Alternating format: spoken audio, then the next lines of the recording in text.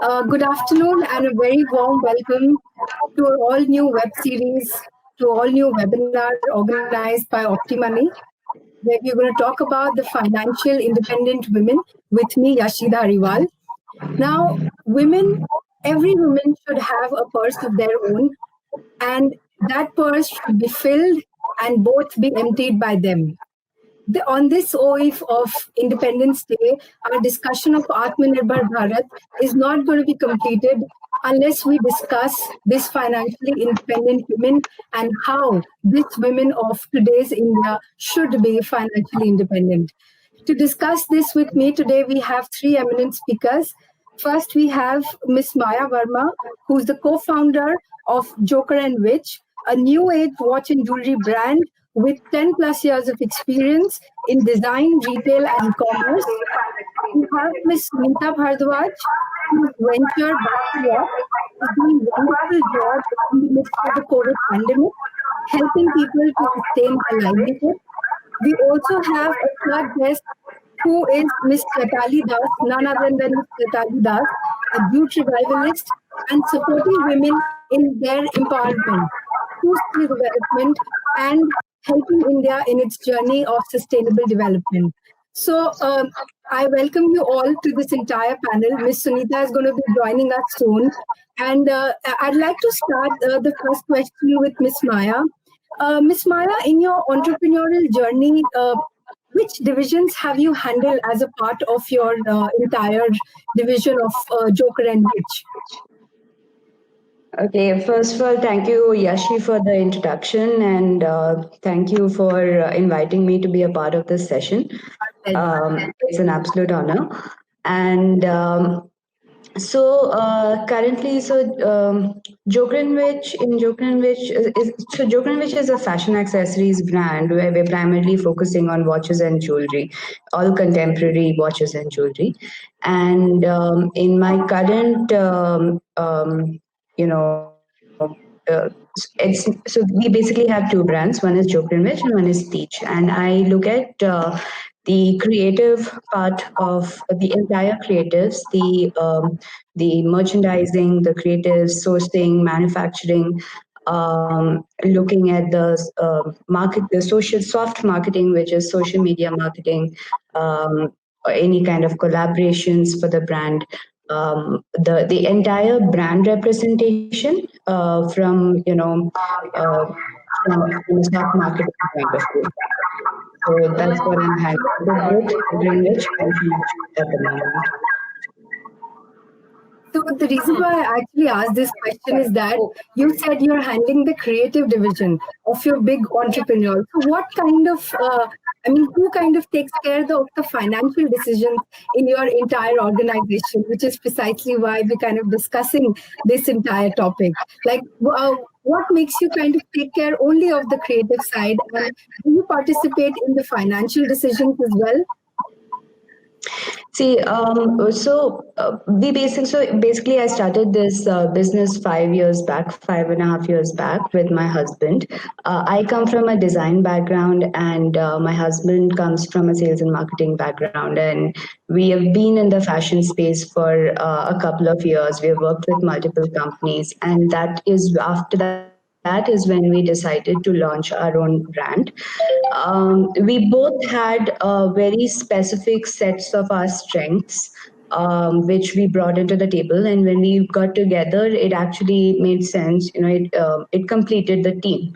So from a financial point of view, yes. from a financial point of view, so in terms of the merchandise planning, in terms of what expenses have to be done for the brand in terms of the product range, the buying, the manufacturing, that decision is taken by me depending on what kind of sales we are doing, what kind of inventory levels we are holding, and what is the expected sales for the coming months. So based on that, we do the merchandise planning, and based on that, the entire the finances is planned for the buying. But in terms of certain, say taxations, or looking at the, more So the other aspects of, so we do import as well. So import and taxation is something that my husband and partner manages, because that's again something that his strength lies in. So that's how we have kind of divided the work. Fair enough. I hear a lot of these messages which are coming to me. Unless and until the speaker is speaking, the audience is requested to mute their conversation, and the other speakers can also mute their conversation so that there is maximum clarity with regards to what the content is being shared. So, in continuation with this question, so we got from you that yes, there are certain financial division questions or decisions that are being decided by you, yet at the same time, there are key aspects in which your husband or your co-founder is equally involved in. I move on to my next question, Ms. Sunita. Ms. Sunita, can you hear me? I can hear you. I can hear you. Okay, great. So, ma'am, actually, we shared in your description also in your back to work, where you are having your job description shared with people and encouraging them to get back to their work, especially in this COVID pandemic. I have just a small question for you. So, is there a gender specific role that you kind of look forward to when you are kind of looking at job descriptions? Do you think a male would be best suited for this job, or there is a backward calculation, or do you think men are best suited? Is there any some kind of role where you kind of leave out the financial aspect, not for the women kind? No, I never do the gender, what do you say, assessment when it comes to any kind of job role or anything. Right? When women can go to moon, why can't they do any work over here? They can definitely handle all the. In fact, if you ask me, Yashi, women are the best finance managers. I would say if you give them a budget to manage the home, they do it wonderfully. And when it comes to the career point of view as well, they are multitasking. They are brilliant in handling multi things at the same time. And I never see gender as an issue at all when it comes to kind of career or choosing their own what they want, or when I'm kind of trying to kind of assess their capabilities. I never bring the gender factor into it at all. All right. That's actually nice to hear. The only idea behind this question was that does this society also see or visualize women as having some gender-specific role, or are they hesitant in taking those roles? I move on to my speaker, Ms. Chaitali Das, where, ma'am, you have always held some very important leadership roles. So when you undertake any of these leadership roles, and when you are in a position where you have to take some strong financial decisions, are your decisions being perceived by your peers or your subordinates for that matter? Hi, good afternoon. Wishing everyone, all the co-panelists and all the viewers, a very, very happy Independence Day. And I'm very, very happy that the organizer have chosen this very important day, and the theme is very interesting. It's about women's independence, financial independence. Right. Okay, coming back to your question, Yashi, it's again a great moment for me to connect with you after a long time. Well, I am a director in our Rakshak Suvidha Private Limited. So where I don't see the day-to-day, the financials, but for major decision, whenever the board is taking any major decision, so I'm definitely there, and I just make my point very clear. For any kind of signatory, it is like I'm there as a signatory, so I'm not ignored, and I take equal participation for major decision. So there I never felt that, okay, I'm a woman or I'm an alien. I'm equally participating in the major decision making in the organization where I am. So this is the financial aspect. And then I'm spearheading Rakshak Foundation. So where everything is actually rooted through me. So I would say that yes, I'm the person who is taking major decision in terms of financial and other major decision as well at every level. That's really great to hear.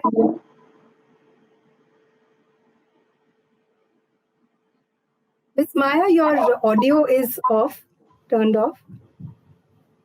Yeah, it's on now. Yeah. Yeah, great. So, I mean, the reason why I asked these few questions as an initial breaker is just to understand these three women who have inspiring stories, how much of their own participation in terms of the financial decisions of their own venture, because our audience here is really looking forward to all three of you as pillars and stories of strength and how they can take back and relate to all of you in terms of your financial decisions. Ms. Maya, my next question is for you that how important is it for a woman to have a purse of their own, which they can, like I said in my introduction, which they can fill and empty on their own, because financial independence is not just in today's time about earning, but also making the right decisions in terms of using it and investing it, etc. It's definitely a very, very important thing to have. I mean, women as a woman, you really need to have to be. You should. I mean, you need to be able to you know you need to be able to earn your living and not be dependent on anybody else for your survival, right? So you need to be able to so I would say that in today's day and age, basically, your education and your job or your venture, whatever you're doing, is the most important pillars for your own security, which for your future. And I think that's very important for any woman to have, because you cannot be dependent on your parents or on your husband or anybody else, because you never know what is going to happen in the future. You might come across situations where you're the only person responsible for yourself, and you have to take decisions which might impact you and people around you. So I feel at any point of time it's very important that a woman is able to sustain herself financially and be independent and to have an individuality of her own. Right. That's absolutely, I think I'm sure the viewers as well as my co-speakers are going to be agreeing with this particular stance of yours, that it's always good to have a cushion behind you, even though you may be leaning forward. My next question actually is to Ms. Sunita. Ma'am, do you think women are generally hesitant in taking up those roles as far as the finance is concerned? Even in your case, as you mentioned about the job descriptions in your company or even otherwise, do they think, are they really hesitant that whether you think this is correct or not, should I be taking advice? Is she cross-questioning herself? Is she self-doubting? Or does she trust the man when it comes to important money matters? What do you think about this entire situation?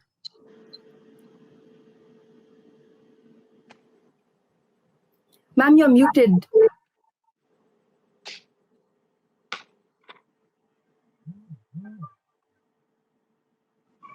It basically depends on individual, Yashi.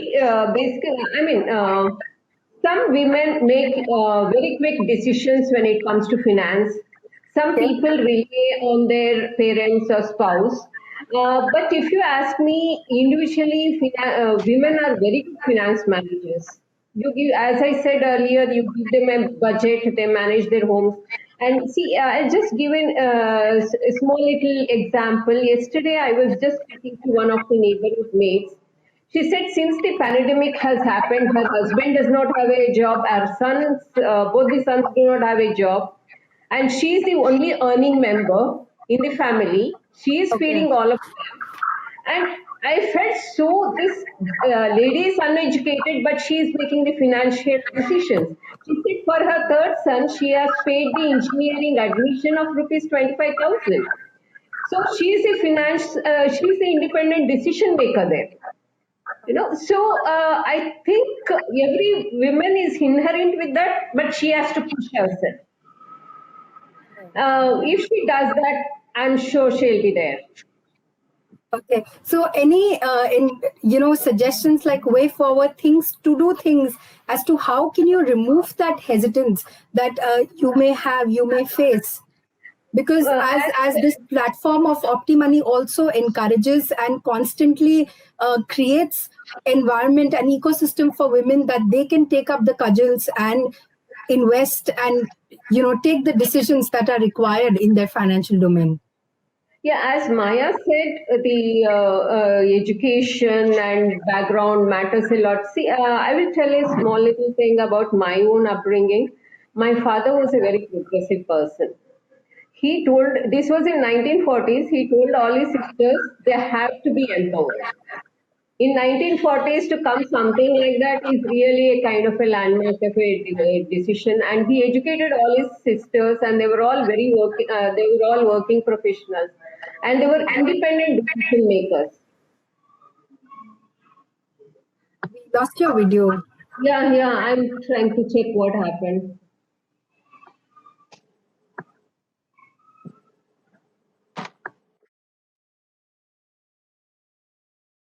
Okay, I think she's back again, but till the time probably she joins. Miss Sunita, are you back here?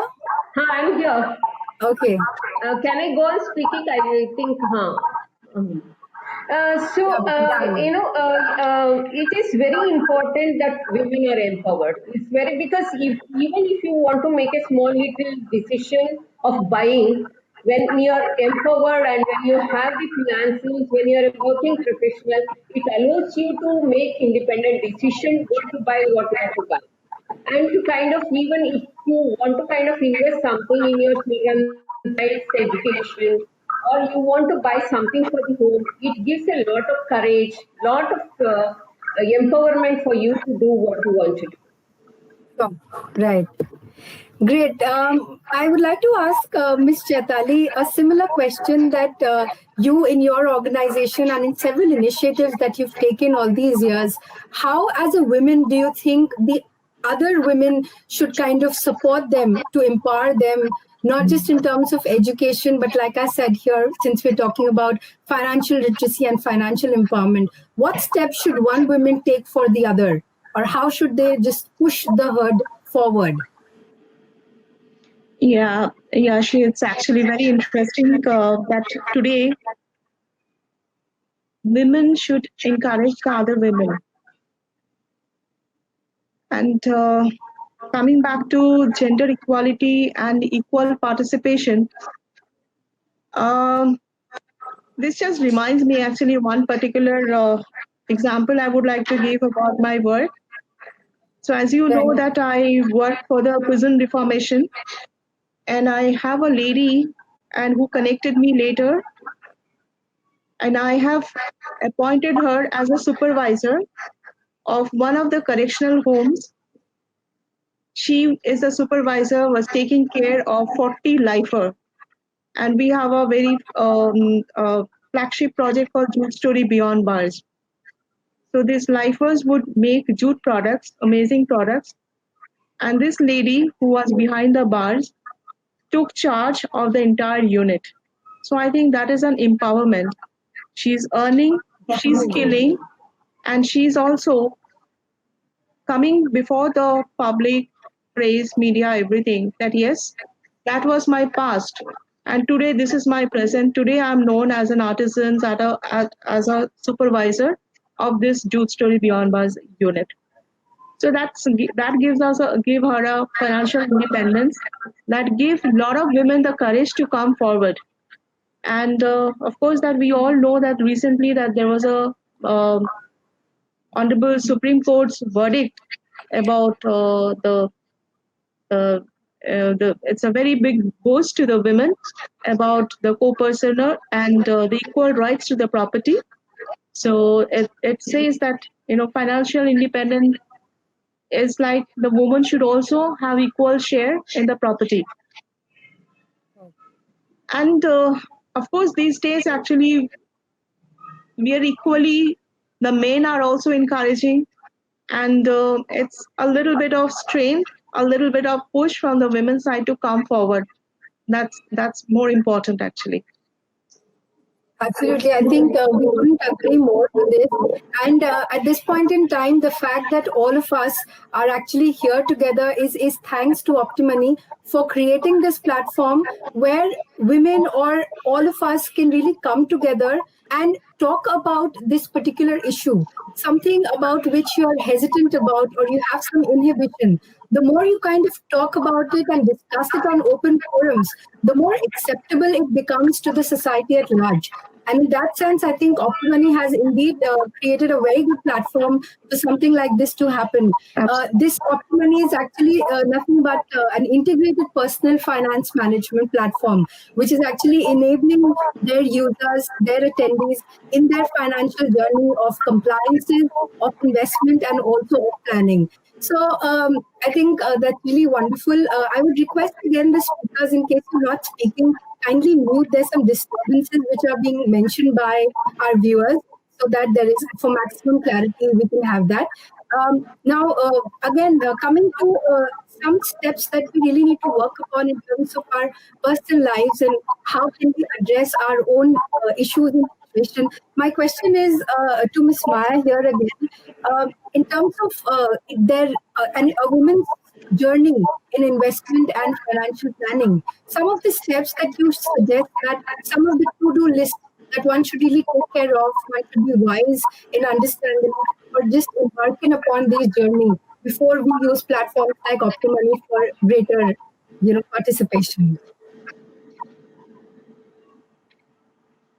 I think, Yashi, it's first of all, I feel as not just as a woman but as an individual, I feel that firstly, I think the every child should be educated about financial planning and how important it is for planning your future, because I personally, as a kid, felt that when I had no idea about where to put my money and how to save and what is the best where will I get my best returns. So these are things that nobody tells you, and I think over a period of time through your in your journey of your life is when you kind of realize that, okay, which are the best options for you. So as a woman, and especially as a woman, I think most women are quite unaware of these things, and I feel that it's very important as a woman that most women just put their money, even if you're working in a job, they just put their money in the bank and they don't know where to kind of invest so that you get the best returns. So I feel it's very important that as women we make an effort to understand that what are the best avenues to look at, and I think Optimony is something that will be able to help women in such matters. And so I think it's I think a conscious effort that has to be made by every woman. Because otherwise it's just a situation where you don't know what you're doing with your finances. Right, of course. And some direction, some path can, of course, be provided by such platforms. But what is essential and imperative is for us to understand that we use this occasion and start up in this journey ahead. That is something very, very essential. Ms. Sunita, actually, when you do this entire recruitment process, or for that matter, share this back to work platform with women who are now coming back, or for that matter, even men at some times, as you mentioned. Now, when they have entered into their families, their new families, and they have a life of their own, in the household and in their such areas, so when they're coming back to work, you would have noticed that there is a substantial amount of skill gap that would have probably been there because of this lack of being a part of this ecosystem for quite some time now. So how do you kind of encourage them, or what are the practices that you suggest that they can use to kind of bridge this skill gap and come back again with greater force and rigor? Yeah, many women who have taken, is it echoing? Yes, I guess, I mean, for some odd reason, among the speakers only, because the attendees are all muted. Um, Yeah. yes, especially when women are getting back to work after their gap, because usually women take a break after their because they want to start a family. And when they want to get back after 4 years, 6 years, or 8 years, they definitely the technology has moved forward, market has moved forward, and the customers have moved forward. And you have to definitely, fill those gaps. You have to upskill yourself. You have to kind of identify what are the new technologies are there in the market, and you're sitting at home, out of which there are so many online courses that is available today. I would recommend each and every woman who takes a break to kind of identify her skills, what she wants to pursue, whether it could be direct marketing, whether it could be technology, whether in the technology, what exactly, it could be SaaS, it could be SAP, whatever, testing, whatever. She can Right. all these gaps sitting at home. And Right. I would recommend not just the women, even the men who are trying to get back to work to kind of fill those gaps. Because when you are kind of to find the right job of what you want today is very difficult, because there are lot many competition in the market today, because many corporates prefer to take freshers because they are technologically upgraded. So you have to definitely kind of fill those gaps, and you have to kind of see that you are there in the market to compete with the other job seekers.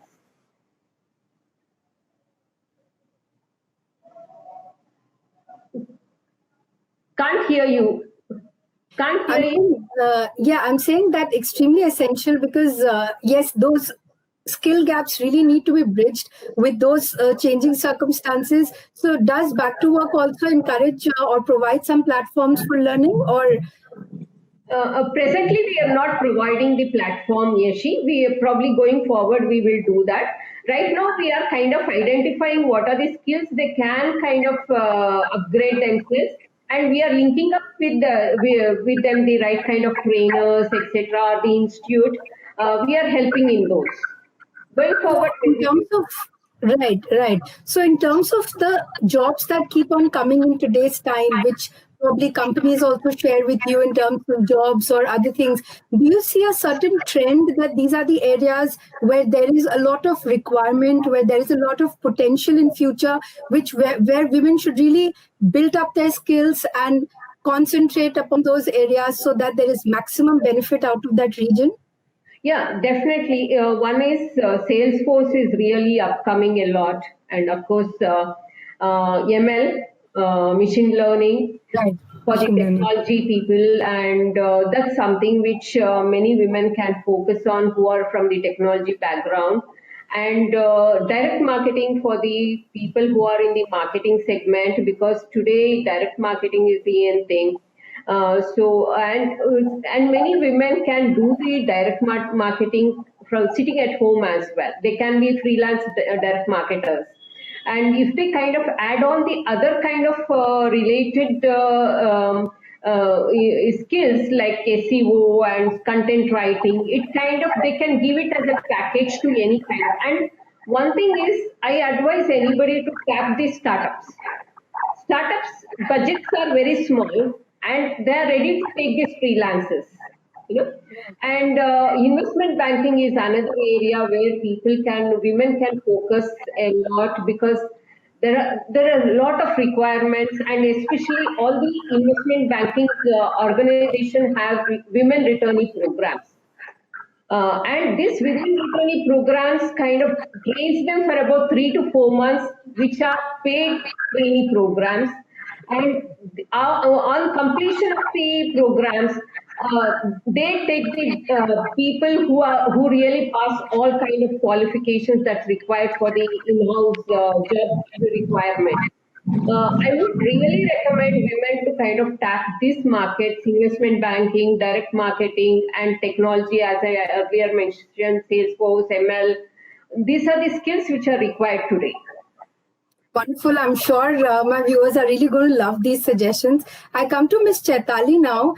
Ma'am, you've kind of collaborated and worked extensively with major countries abroad in terms of their own organizations and business chambers, and even in your own organization. So when we look at Indian women vis-a-vis the global platform, what are the areas where you feel that Indian women are really good at and they can really focus upon to start off their journey, even though there might have been a gap in between?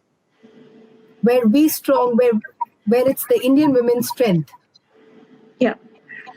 First of all, let me talk about our strength will be in the area of agro, textile, handicrafts. So these are the areas where women are actually having flexible timing. They look after their children, they have their own timing, and they contribute maximum work hours. And even if you would see, the stats would be like approximately 70% of women are in the textile sector and also agriculture sector majorly. And but if we compare with India with other countries, then China would have 68% women in the workforce. Vietnam will be having some around 78%. Sri Lanka is 34%. So like maximum women, and if we compare, then Indian women will be like 24%. Women are in the workforce. So there are certain gaps, but definitely we are facing with that. We are also coming forward phenomenally. Right now, due to the pandemic, there is a definitely worldwide. It's a doom loom situation, and financial crunch is there. But we have to look out the opportunities also. So we find out the online, the AIs, and the digital marketing. These are the areas where definitely women can look into it, and also that we have with the other countries, we share the best practices. We need to have a B2B, as Honorable Prime Minister was mentioning the other day in his address to the UN ECOSOC, and he talked about bouncing back. The economy can only bounce back if multilaterally, bilaterally. So we have to collaborate with the other countries. We have to share the best practices and to move ahead with this, with the advancing, with the technology and our skill. That is the main area right now. The thrust is that we have to reskill, we have to make our finished goods so that we are ahead of our competitors, the countries that we have around us.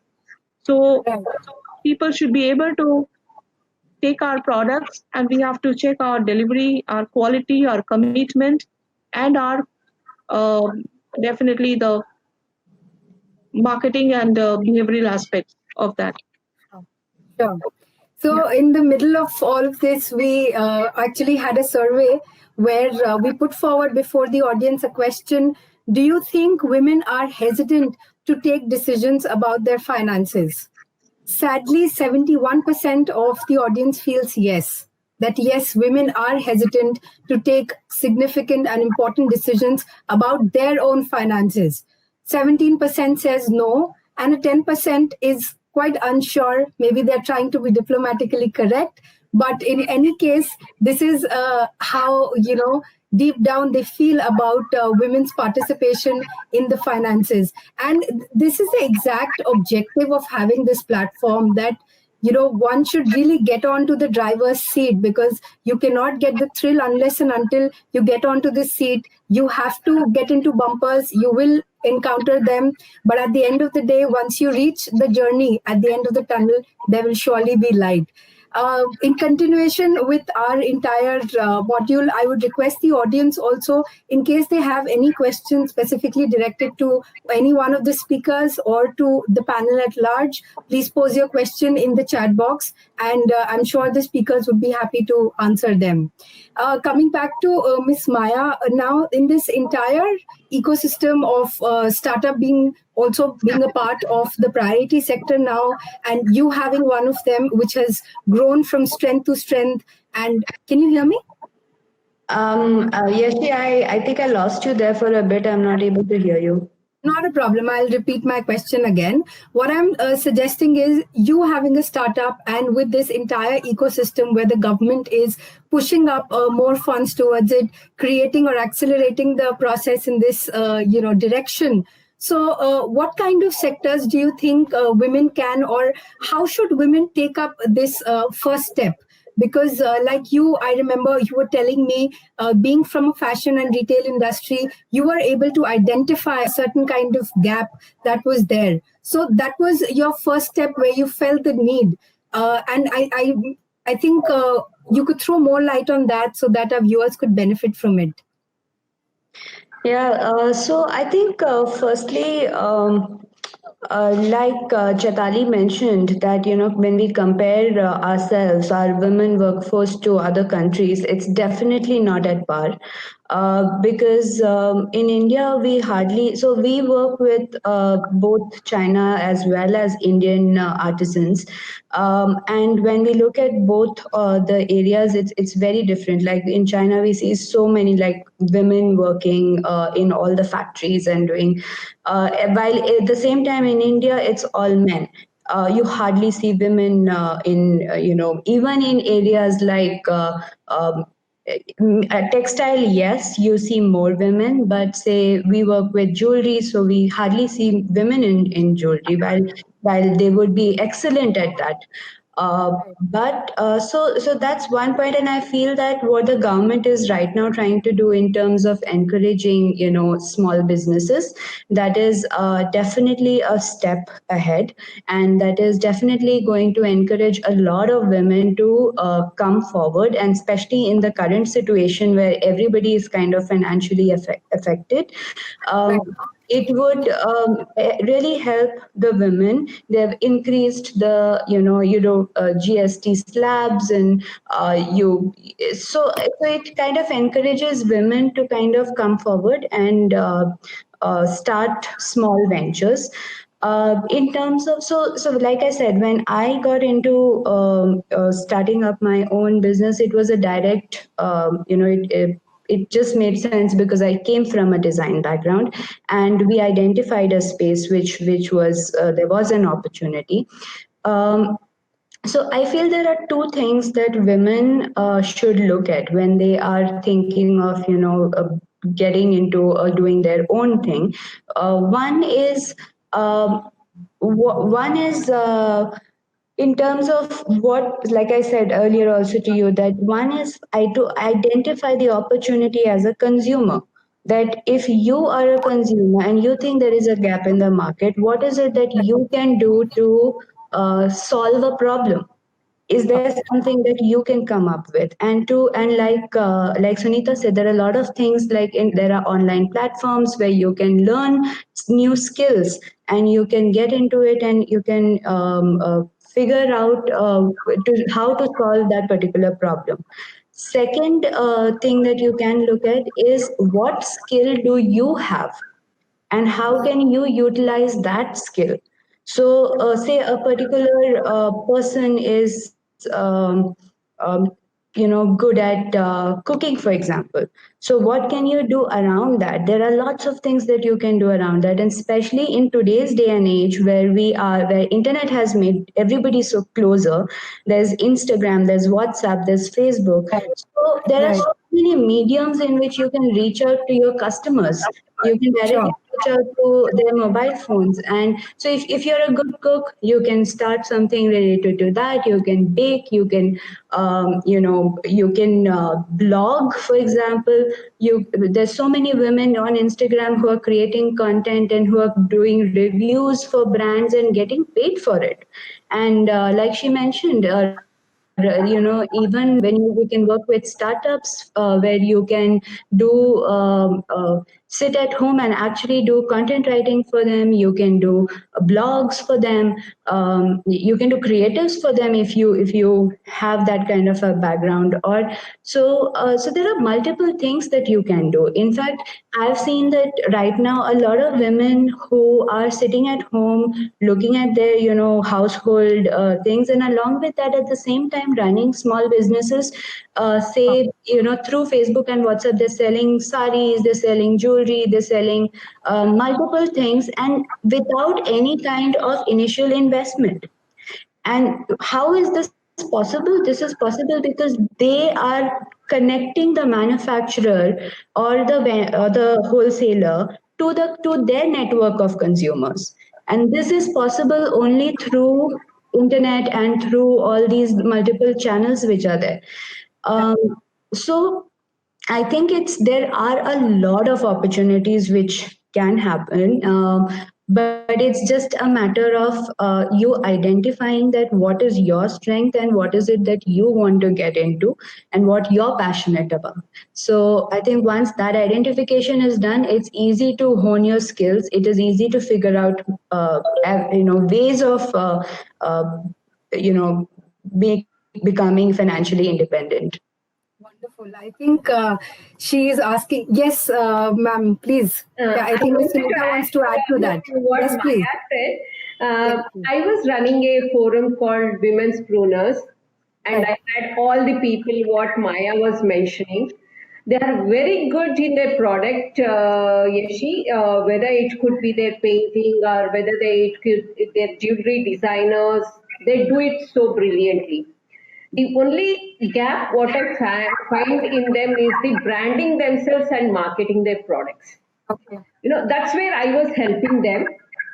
And I had around 96 sellers on my platform. And today we have a bigger platform. I ask all the women who want to be homepreneurs, who wants to do small little business from home, whether it could be jewelry, clothing, or anything. There's a platform called Misho. It helps many women to kind of do their business, and it can help their financial planning as well, because the more they sell, they have they are empowered to do many things with the finances that they are earning. But I would request every woman to do two things on the first stage, right from the day one. Save something for the retirement. Save something for the emergencies. These two Right. aspects are very, very important. This is something I wanted to add to my what she said. So very, very important. And I think that kind of closes the answer, what Ms. Maya was mentioning. And I think at this point in time, for our viewers and all the women out there, there's a time for serious introspection. Find out what is your strength and just take up the seat and go ahead with it. I don't think I have much time right now. I'll take a final question from Ms. Chaitali, and before we kind of close and have a final thoughts here.